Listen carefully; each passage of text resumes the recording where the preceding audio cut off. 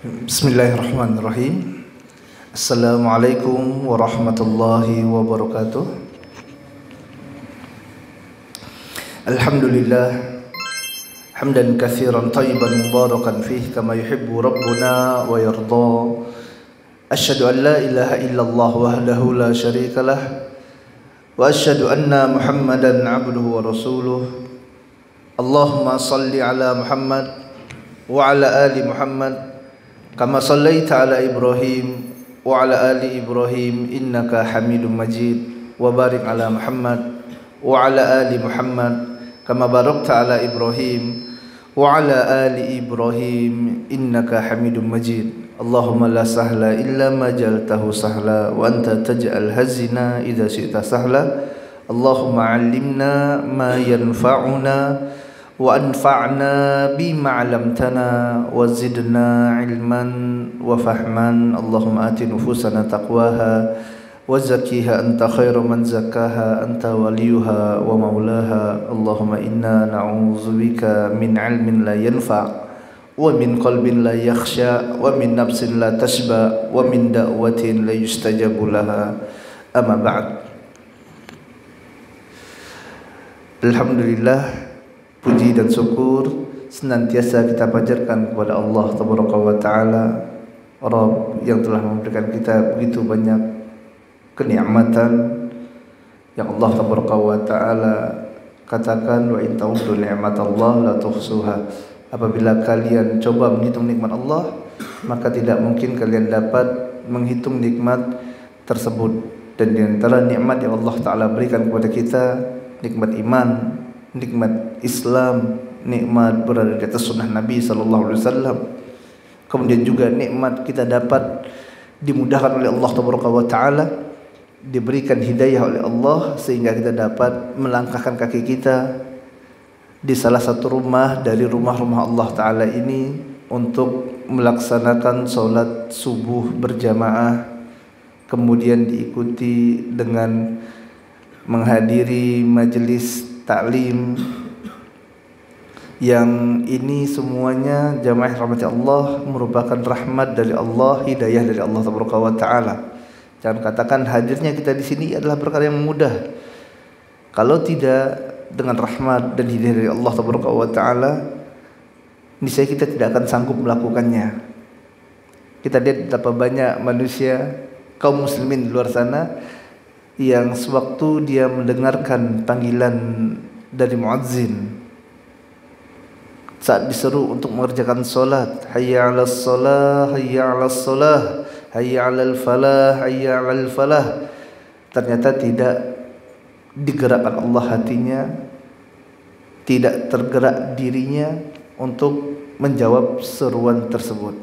Maka kita katakan ini adalah nikmat yang besar dari Allah Taala. Bahkan Nabi sallallahu alaihi wasallam katakan, "Lallah mahtadaina wala sallaina wala sumna."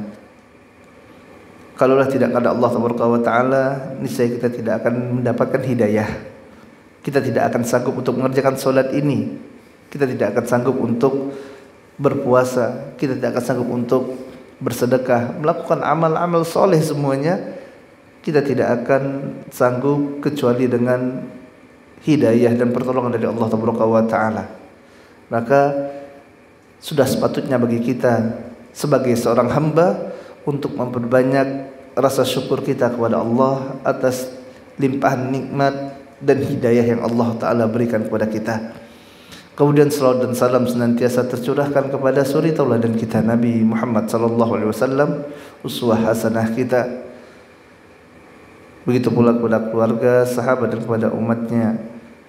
Dan tak lupa juga kami ucapkan jazakumullah khairan kepada DKM pengurus Masjid Muwahhidin yang telah memberikan kesempatan bagi kita ya untuk dapat saling menasihati, untuk dapat mengingatkan atas kebenaran, mengingatkan kepada kesabaran, dan semoga nasihat dapat manfaat. Karena Allah Ta'ala berfirman, wa dzakir fa inna dzikra tanfa'ul mu'minin. Berikanlah peringatan karena peringatan itu akan bermanfaat bagi orang-orang yang beriman. Jamaah rahmati Allah Taala, pembahasan kita pada subuh hari yang penuh barokah ini insyaallah adalah terkait dengan usul ibadah. Apa itu usul? Usul adalah pondasi atau pokok yang berdiri padanya sesuatu. Dia adalah pondasi. Artinya, apabila tidak ada pondasi ini, maka bangunan yang di atasnya tidak akan bisa tegak. Ini usul. Adapun ibadah, berkata Syekhul Islam Ibnu Taimiyah rahimahullah, ibadah adalah ismul jami' likulli ma yuhibbullah wa yarda minal aqwali wal a'mal zahiratan wa batinah. Yang dimaksud dengan ibadah, kata Syekhul Islam, adalah setiap perkara yang mencakup perkara itu dicintai oleh Allah Ta'ala, baik itu berupa perkataan ataupun perbuatan, baik itu yang tampak bisa dilihat ataupun yang batin yang berada dalam dada-dada manusia. Ini adalah ibadah yang semua kita diciptakan Allah Ta'ala, tujuannya adalah untuk ibadah ini. Sebagaimana yang Allah Ta'ala firmankan, wa ma khalaqtul jinna wal insa illa liya'budun. Tidaklah aku ciptakan jin dan manusia kecuali untuk ibadah, kata Allah Ta'ala. Ini tujuan penciptaan kita, untuk ibadah. Dan ibadah tadi adalah setiap perkara yang mendatangkan cinta Allah, baik perkataan, perbuatan, zahir awil batin, yang tampak ataupun yang tidak tampak. Jamaah yang dirahmati Allah Ta'ala, agar ibadah ini dapat tegak sebagaimana tegaknya suatu bangunan, maka dia harus dibangun dengan usul, dengan pondasi yang kokoh.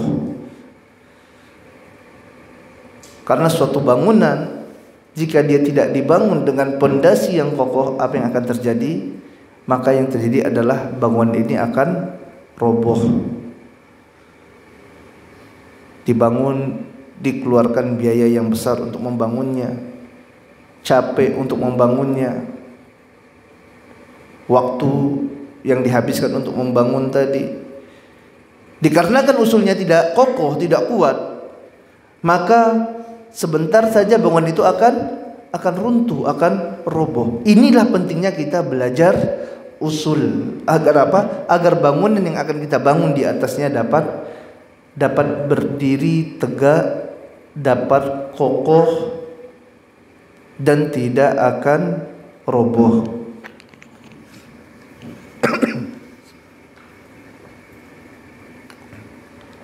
Dan para ulama membawakan terkait dengan usul ibadah yang padanya akan tegak ibadah seorang hamba.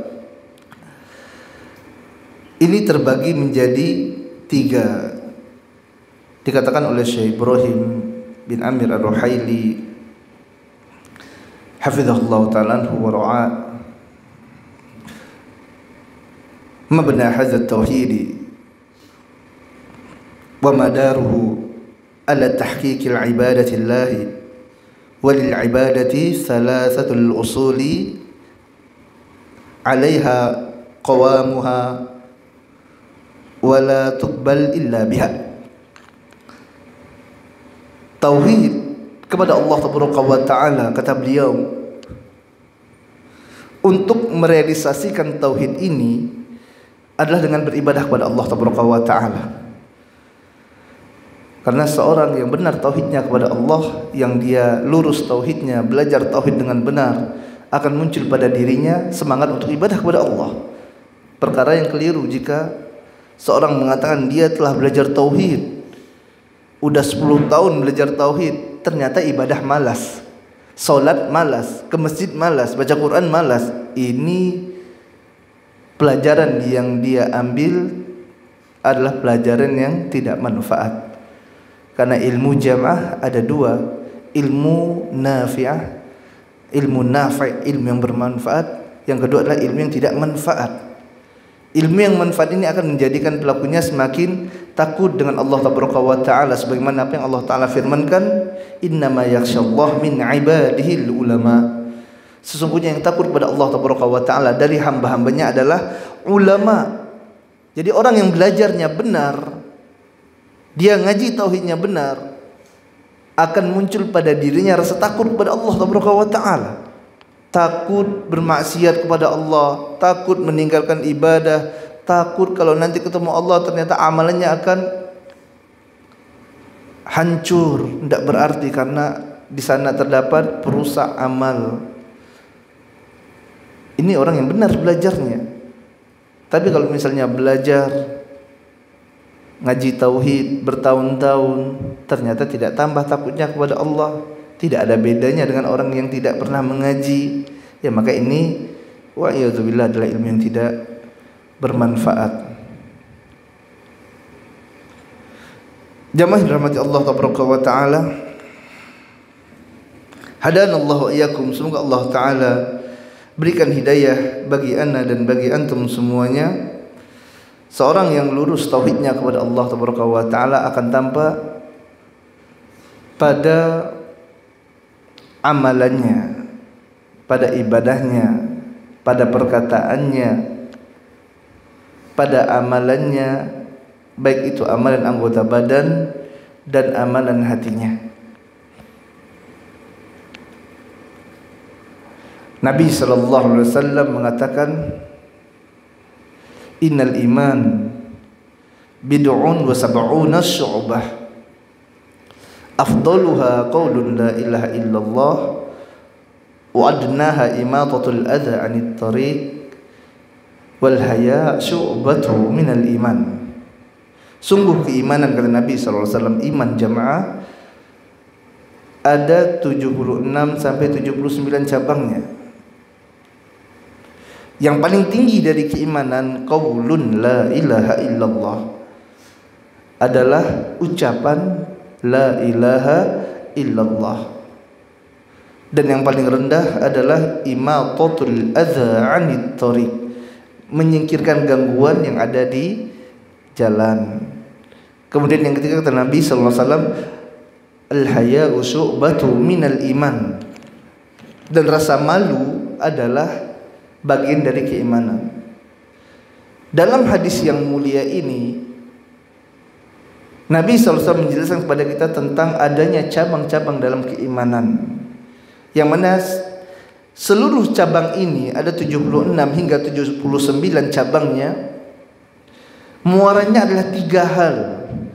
Yang pertama adalah qaulul lisan, ucapan lisan, sebagaimana tadi diwakilkan dengan qaulun la ilaha illallah.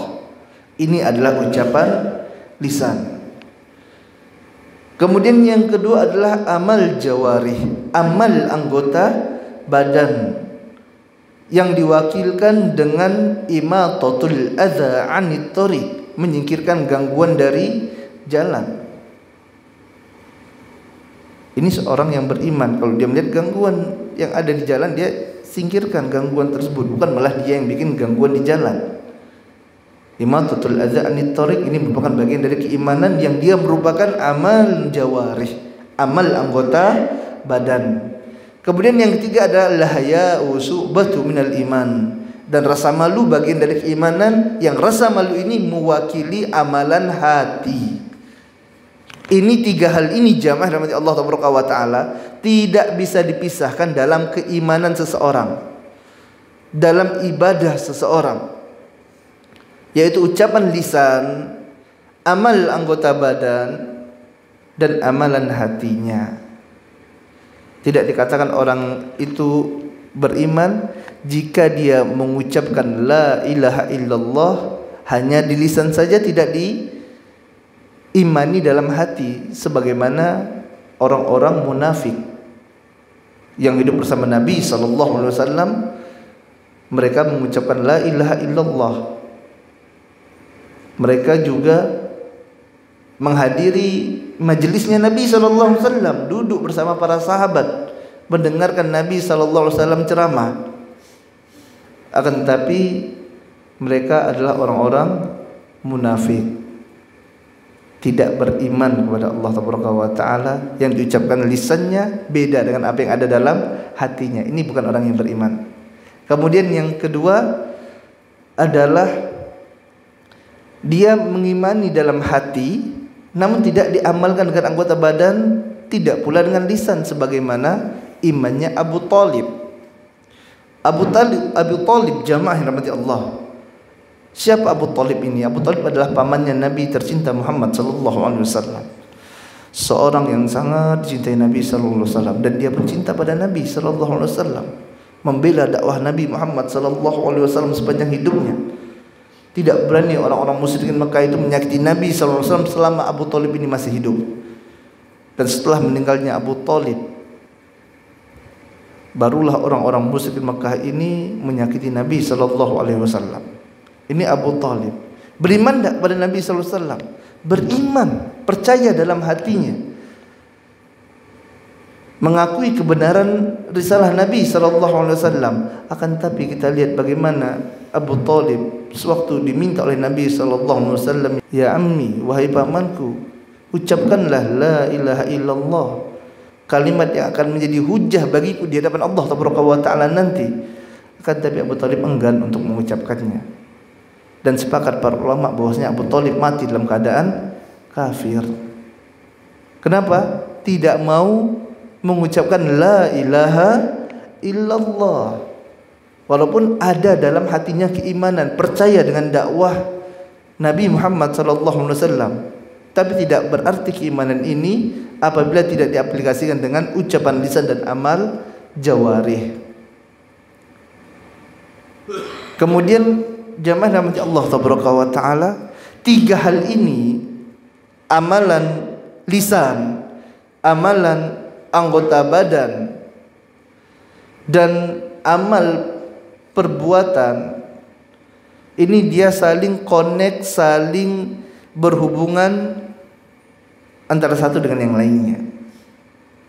Orang yang tauhidnya bagus dalam hatinya, akidahnya lurus, apa yang terjadi pada dirinya keluar dari lisannya ucapan-ucapan yang indah, zikrullah.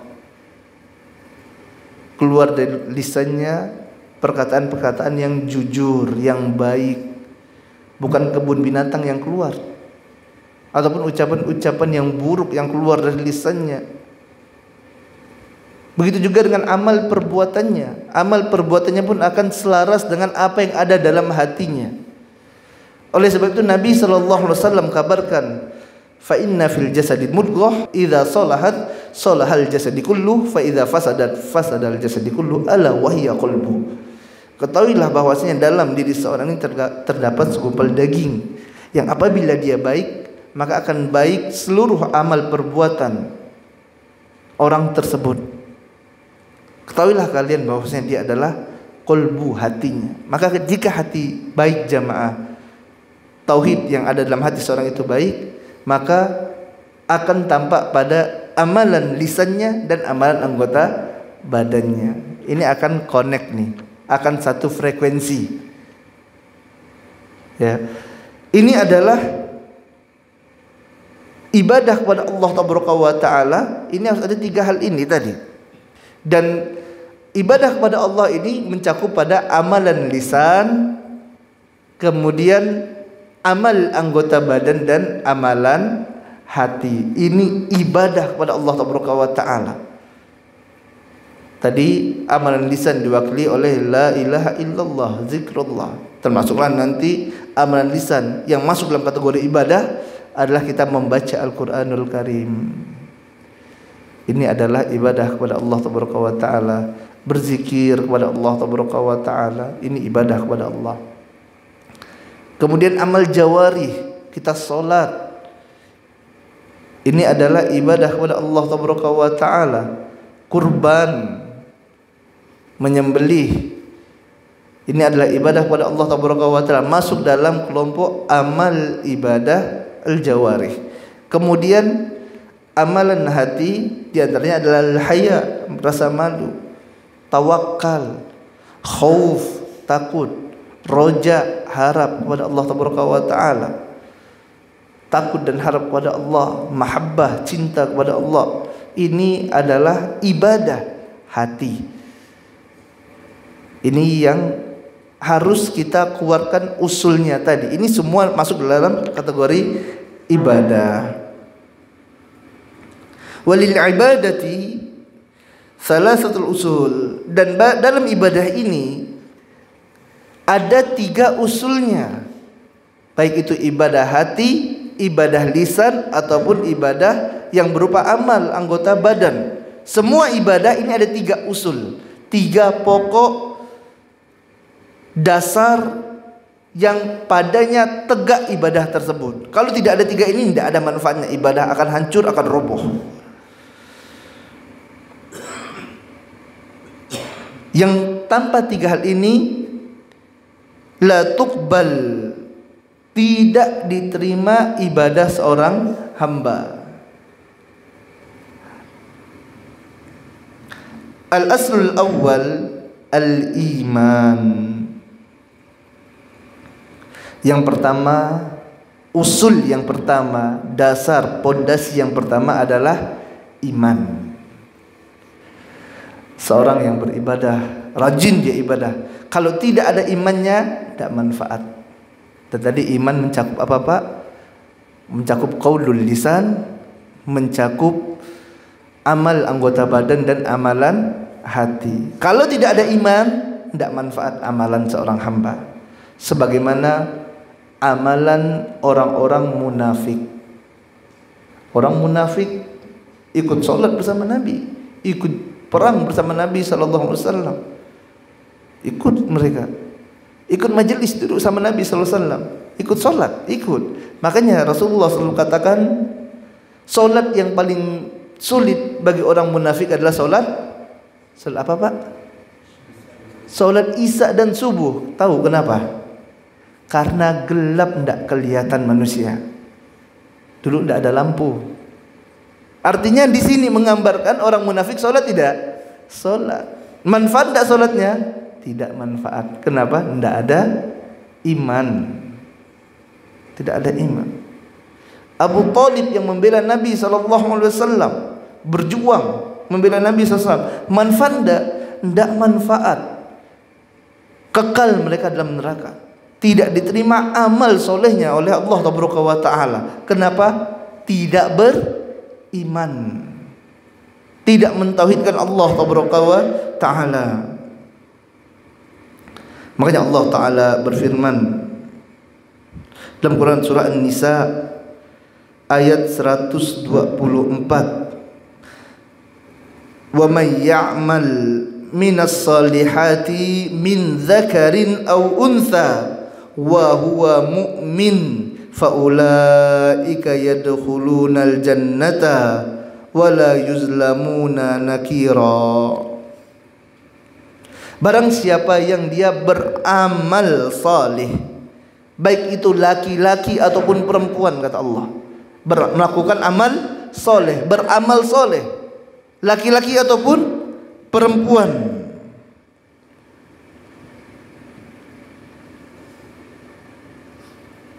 wa huwa mu'minun, dan dia mukmin. Ini digaris bawahi, dan dia mukmin. Laki-laki siapapun dia, perempuan siapapun dia, selama dia mukmin, dia beriman, faulaika yadkhulunal jannah, maka mereka akan masuk ke dalam surga, dan mereka tidak akan dizolimi oleh Allah Taala sedikit pun. Catatannya apa? Orang yang melakukan amal soleh ini adalah orang yang beriman. Maka orang-orang kufar Pak, Nasrani, Yahudi, Majusi, mereka melakukan amal soleh. Ada orang kufar misalnya sedekah 100 juta. Ada orang kufar misalnya mereka yang menyembelih pada waktu kaum muslimin merayakan hari raya Idul Adha, Idul Kurban, dia juga ikut menyerahkan hewan kurban besar sapinya. Maka amal solehnya tidak diterima oleh Allah Ta'ala. Kenapa? Karena pondasinya sudah tidak benar, usulnya sudah salah. Dia bangun bangunan tapi pondasinya tidak ada, hancur. Maka sewaktu jadi bangunan itu langsung roboh, la yanfa, tidak manfaat bagi dirinya. Ini usul yang pertama, yaitu apa? Harus ada iman, harus ada iman.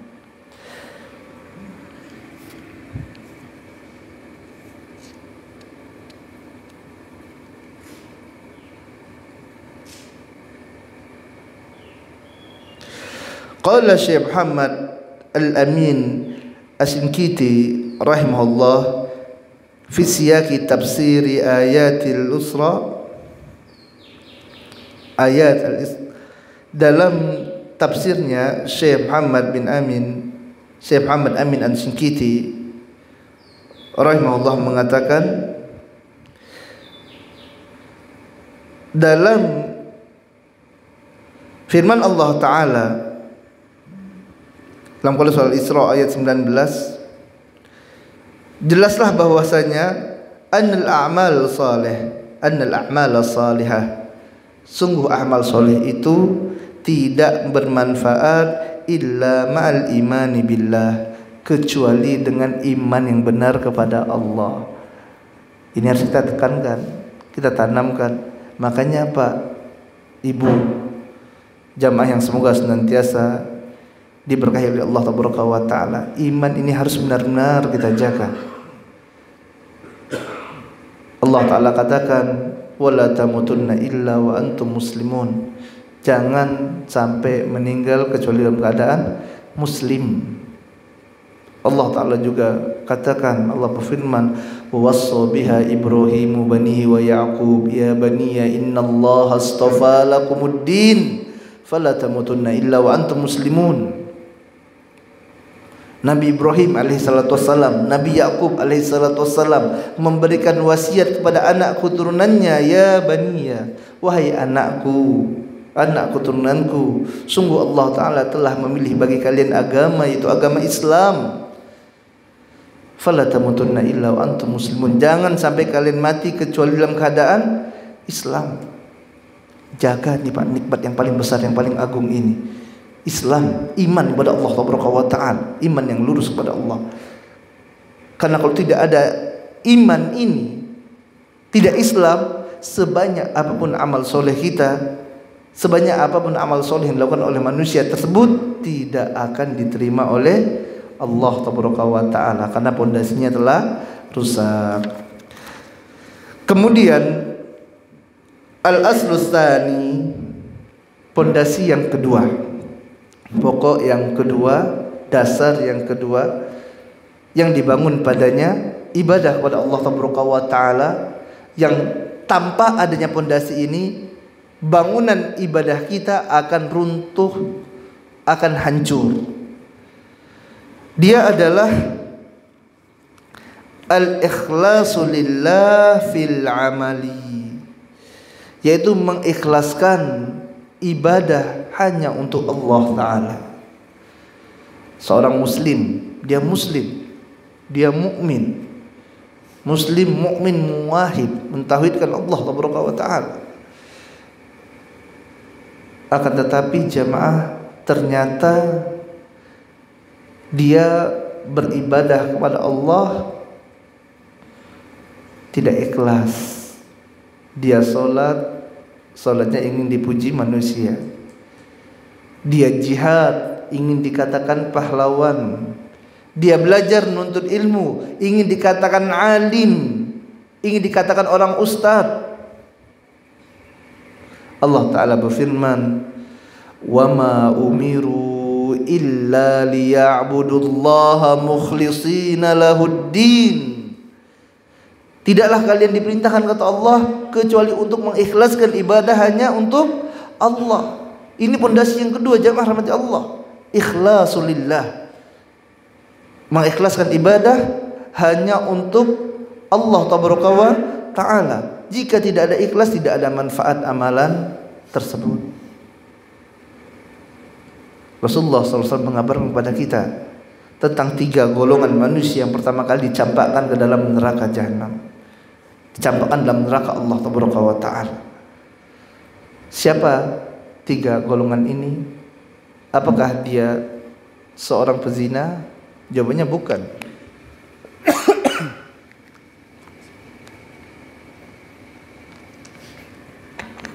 Apakah orang yang pertama kali dicampakkan ke dalam neraka adalah orang yang minum minuman keras, tukang mabuk? Ternyata bukan juga. Apakah yang pertama kali dicampakkan dalam neraka Allah adalah koruptor? Ternyata bukan juga, jamaah. Nabi SAW mengatakan 3 kelompok manusia yang pertama kali dicampakkan dalam api neraka. Yang pertama adalah mujahid, seorang yang berjihad. Dihadapkan orang ini di hadapan Allah Taala, datangkan dia di hadapan Allah Taala, ditanyakan tentang amal yang dia perbuat di dunia. Dia katakan dia telah berjihad, ya Allah, saya telah berjihad, saya lakukan jihad ini untukmu ya Allah. Apa kata Allah? Kadzabta, engkau dusta. Engkau dusta, kata Allah Taala. Wa qul qil, engkau telah mendapatkannya di dunia. Di dunia orang telah mengatakan engkau sebagai seorang pemberani, sebagai seorang jagoan. Engkau berjihad bukan untuk aku, bukan untuk Allah Ta'ala, tapi untuk apa? Untuk dipuji manusia, untuk dikatakan sebagai orang jago, sebagai pahlawan, bukan untuk Allah. Akhirnya Allah Ta'ala perintahkan malaikat Allah untuk menyeret orang ini, dicampakkan ke dalam neraka. Kemudian yang kedua, rajulun ta'allamal ilma wa 'allamah wa qara'al Qur'an. Seorang yang dia belajar agama dan mengajarkan agama dan membaca Al-Qur'an. Dihadirkan orang ini di hadapan Allah Taala, ditampakkan padanya amalan-amalannya di dunia, dan dia katakan, aku lakukan ini untuk engkau ya Allah. Apa kata Allah? Kadzabta, engkau dusta, kata Allah. Manusia bisa engkau dustai, manusia bisa engkau kelabui. Faqul, dan orang-orang telah memanggilmu ustaz, ulama, tuan guru, dikenal di kalangan manusia sebagai orang soleh. Akan tapi kata Allah Taala, engkau belajar agama agar dikatakan seorang alim, dan engkau membaca Al-Quran, engkau perbaiki bacaan Quran, rajin dia memperbaiki bacaan Al-Qurannya sehingga dapat menenturkan ayat dari Allah Taala dengan indahnya, menjadikan manusia terpukau. Tapi engkau lakukan agar engkau disebut qori oleh manusia, bukan untuk Allah Ta'ala. Tidak ikhlas. Akhirnya orang ini pun diseret oleh malaikat Allah Ta'ala, dicampakkan ke dalam neraka. Apa? Tidak ada keikhlasan, tidak ikhlas.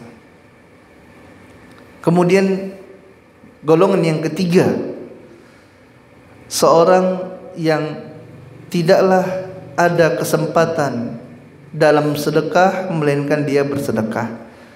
Dia keluarkan hartanya.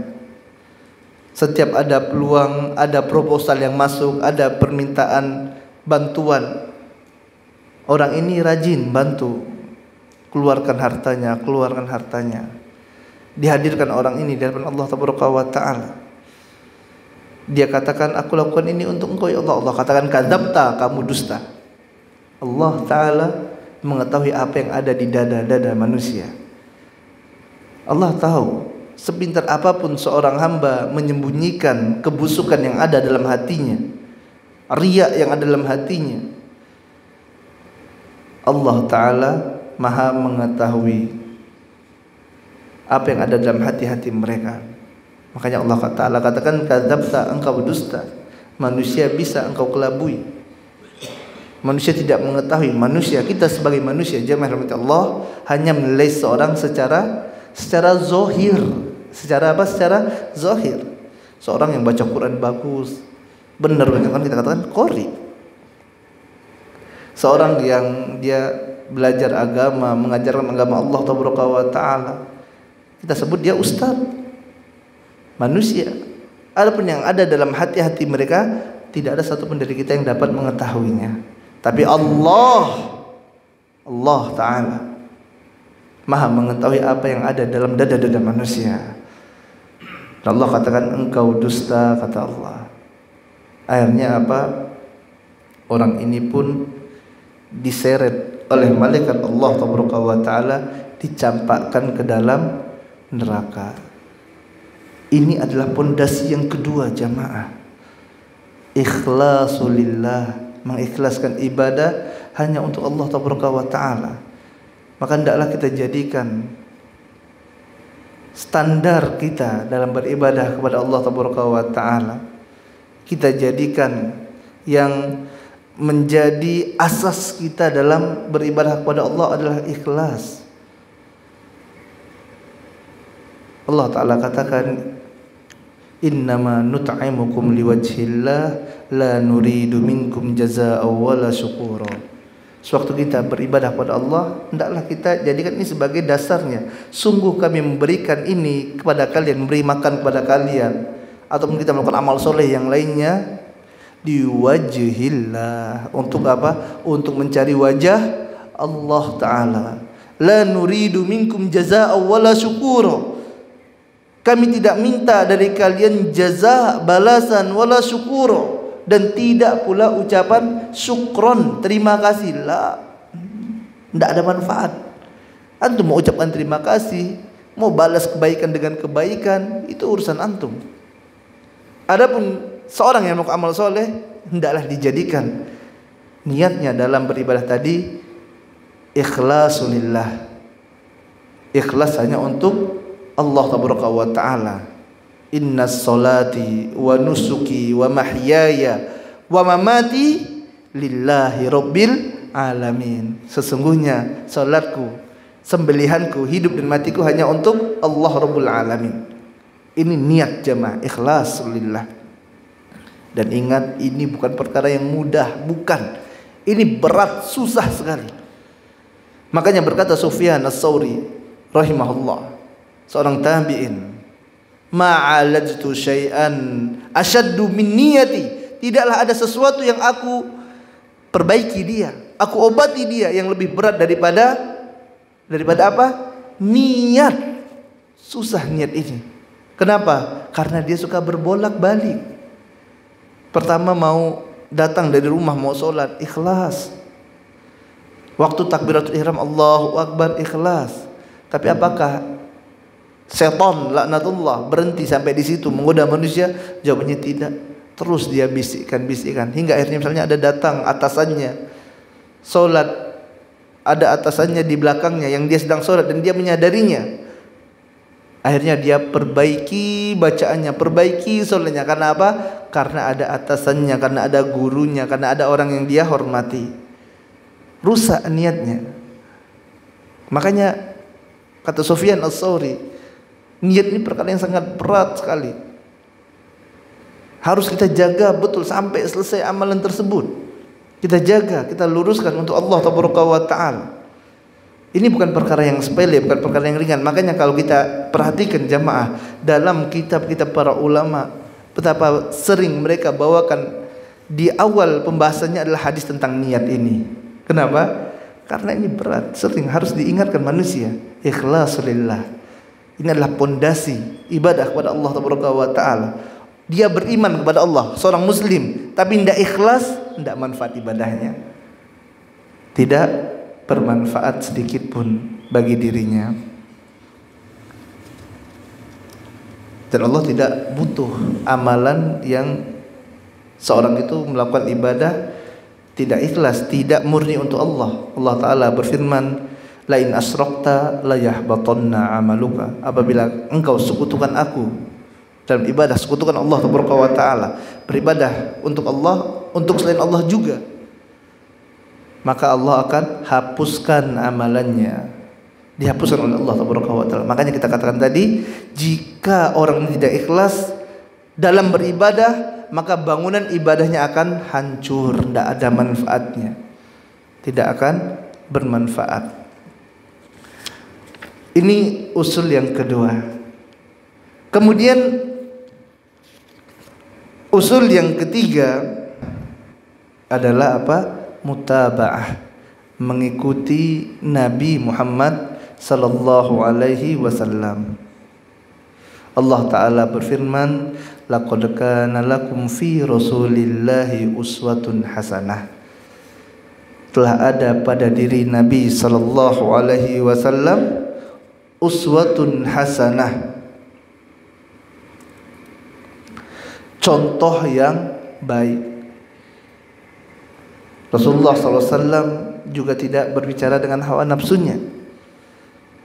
Allah Ta'ala berfirman, wa ma yantiqu anil hawa in huwa illa wahyu yuha. Tidaklah Rasul tercinta Muhammad SAW berbicara dengan hawa nafsu, melainkan wahyu yang Allah Ta'ala berikan. Maka pondasi yang ketiga adalah seorang apabila ingin ibadahnya diterima oleh Allah Ta'ala harus mutaba'ah, mengikuti tuntunan Nabi Muhammad sallallahu alaihi wasallam, dan ini merupakan konsekuensi dari syahadat asyhadu anna Muhammadar Rasulullah. Adapun ikhlas merupakan konsekuensi dari syahadat asyhadu an la ilaha illallah. Dan ingat jamaah rahmati Allah Taala, Muhammad sallallahu alaihi wasallam adalah utusan Allah. Kita tidak mengetahui perkara ini dicintai atau dibenci oleh Allah kecuali melalui perantara Muhammad sallallahu alaihi wasallam. Dan ini adalah iman, beriman kepada utusan Allah. Dan ketahuilah, Nabi Muhammad sallallahu alaihi wasallam ini adalah Rasulullah, utusan Allah yang sangat cinta sekali sama kita, sama umat-umatnya. Allah Ta'ala berfirman, laqad ja'akum rasulun min anfusikum azizun 'alaihi ma anittum harisun 'alaikum bil mu'minin raufur rahim. Sewaktu Allah Ta'ala menjelaskan tentang bagaimana karakter Nabi Muhammad SAW, Rasulullah itu orangnya seperti apa sih, Allah Ta'ala berfirman, telah datang kepada kalian Rasul dari golongan kalian sendiri, azizun alaihi ma anittum.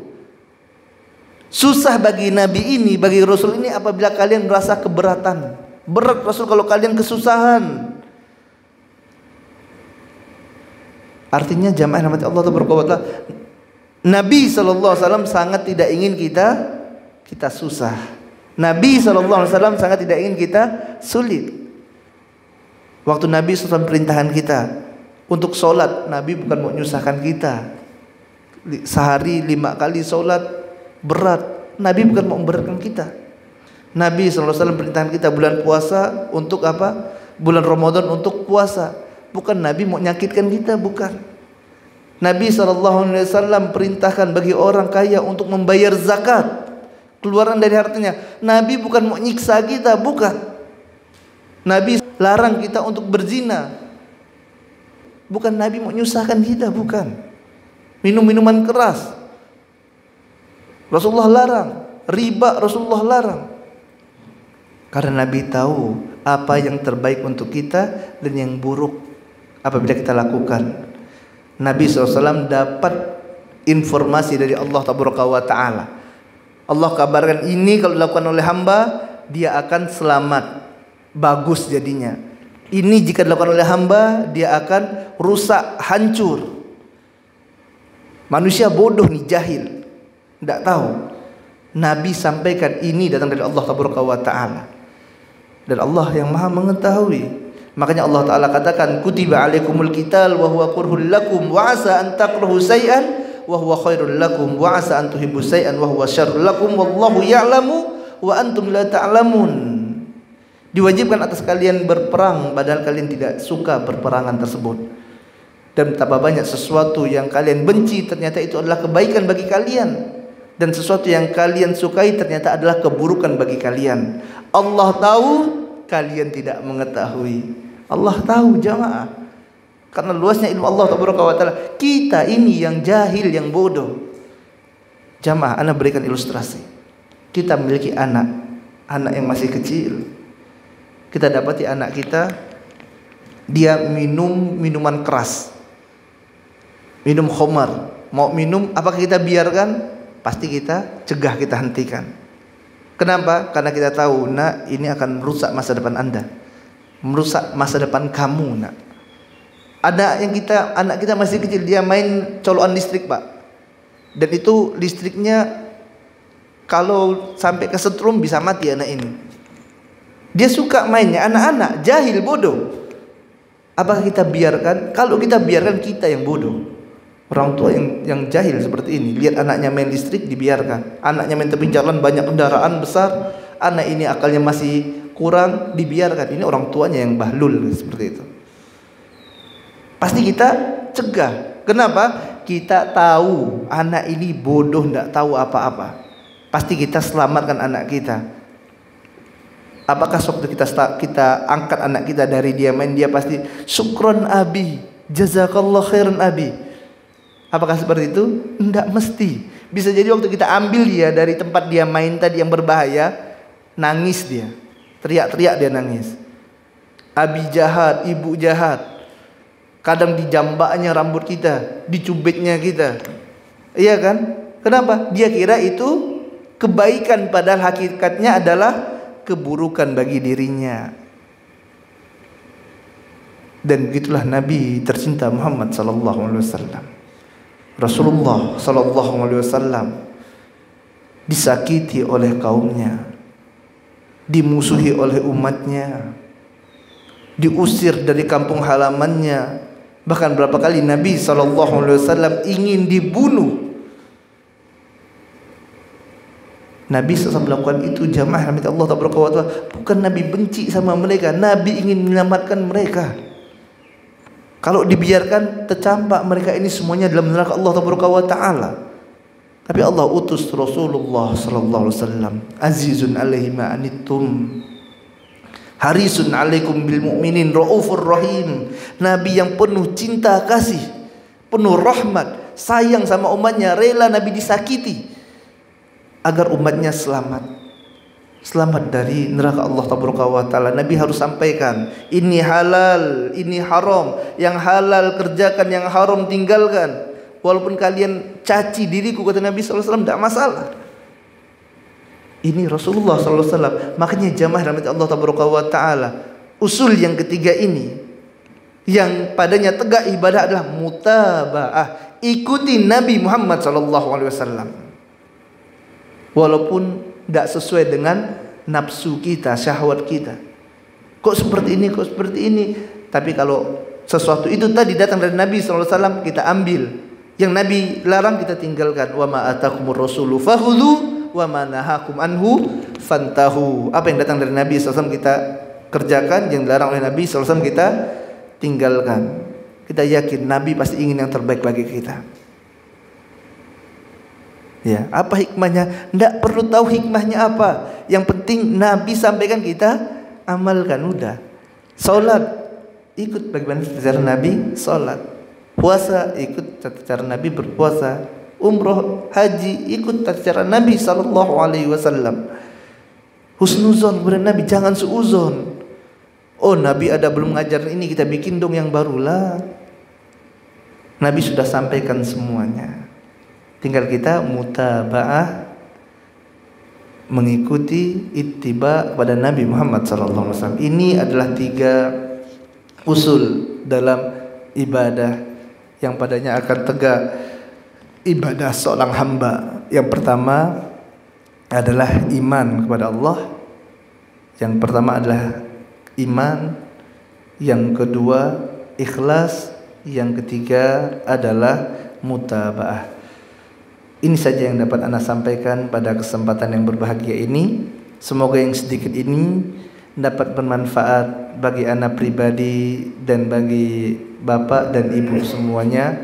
Apa yang benar datang dari Allah Ta'ala. Adapun yang salah datang dari kelemahan ilmu ana dan dari syaitan. Wabillahi taufiq wal hidayah. Subhanakallahumma wa bihamdika asyhadu an la ilaha illa anta astaghfiruka wa atubu ilaik. Assalamualaikum warahmatullahi wabarakatuh.